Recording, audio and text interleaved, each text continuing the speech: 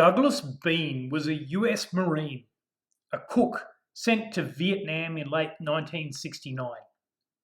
Mr. Beane was not much of a Marine. In February 1970, he went absent without leave.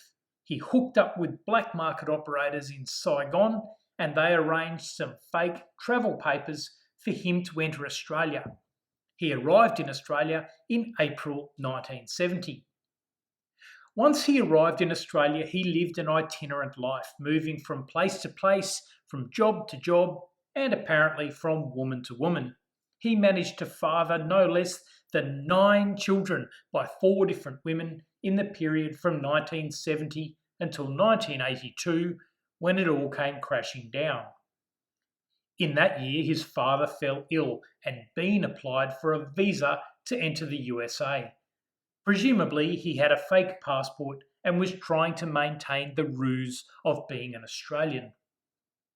It failed miserably, and the US Marines asked the Australian military to arrest Beane under a treaty which allowed Australian military police to arrest American personnel who had gone absent without leave in Australia. After his arrest, Beane challenged his detention by a writ of habeas corpus, arguing that the Australian military in fact had no right to arrest him or hold him in detention. You see, the treaty between Australia and the USA only gave Australian forces the right to arrest people who had gone absent without leave in Australia. Beane had gone absent without leave in South Vietnam. Justice Gaudron wrote the leading judgment, but I've always loved the way Justice Brennan expressed the legal rule. He said, "Many of our fundamental freedoms are guaranteed by ancient principles of the common law, or by ancient statutes which are so much part of the accepted constitutional framework that their terms, if not their very existence, may be overlooked until a case arises which evokes their contemporary and undiminished force."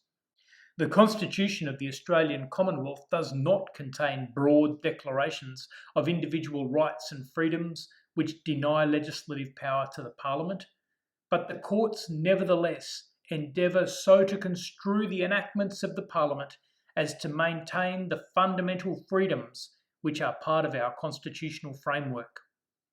The court found that Beane's detention was not lawful.